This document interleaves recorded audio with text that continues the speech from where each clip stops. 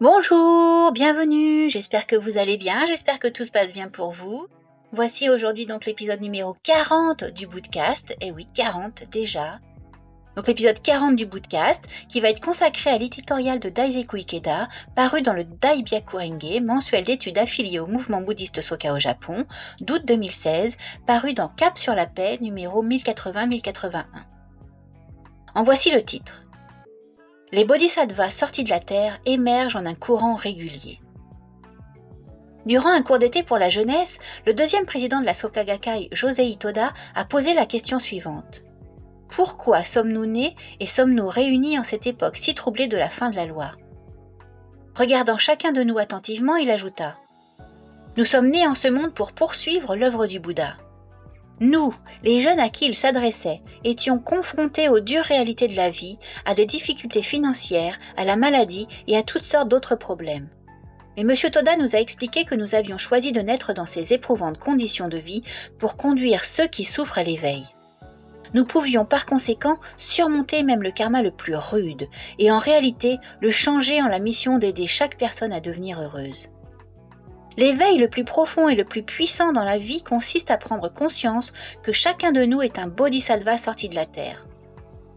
Dans le recueil des enseignements oraux, Nichiren Daishonin déclare « Nichiren et ses disciples qui récitent Nam-myoho Renge-kyo sont ces bodhisattvas qui surgissent de la terre. Il ne faut pas rechercher ailleurs de tels bodhisattvas. » Nichiren a été le premier à avoir enseigné la pratique de la récitation de Nam-myoho Renge-kyo, le son puissant qui appelle les bodhisattvas sortis de la terre à apparaître sur notre planète. Quel que soit l'endroit où résonne la récitation de Nam-myoho Renge-kyo pour son propre bonheur et pour celui des autres, les bodhisattvas sortis de la terre émergeront sur notre planète. Le maître et les disciples du mouvement Soka se sont dressés courageusement sur la triste terre dévastée du Japon d'après-guerre et ont appelé une immense multitude de bodhisattvas en parfait accord avec le principe de surgir de terre tel que Nichiren le décrit. Nous, pratiquants de la Soka Gakkai internationale, avons prié avec la détermination de faire connaître la loi merveilleuse à des personnes de tous horizons afin de leur permettre de manifester leur état de Bouddha. Nous avons prié avec la résolution de semer les graines de la loi merveilleuse dans les lieux les plus divers afin de faire surgir de terre les bodhisattvas de valeur. C'est grâce à une prière aussi ciblée et déterminée que nous avons ouvert la voie de Kozen-Rufu. Aujourd'hui, d'inspirantes histoires qui attestent avec éclat du principe de surgir de terre se déroulent, jour après jour, partout dans le monde. En Ouganda, en Afrique de l'Est où se trouve l'une des sources de ce grand fleuve qu'est le Nil, la jeunesse de la Soka Gakkai internationale partage joyeusement le bouddhisme de Nichiren en élargissant ainsi son réseau de paix et de coexistence harmonieuse.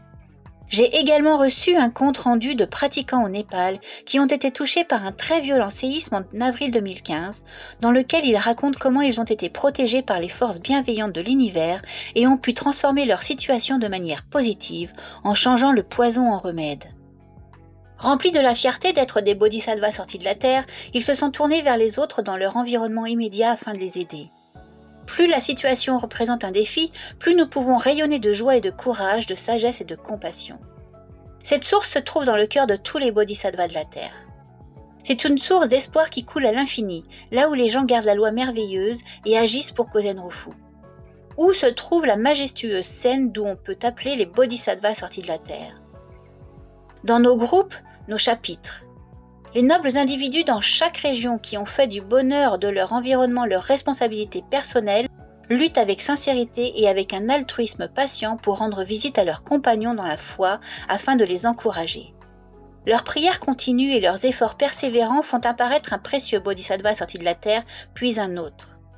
Parfois, il peut arriver que certains pratiquants ne répondent pas immédiatement à leurs sincères encouragements.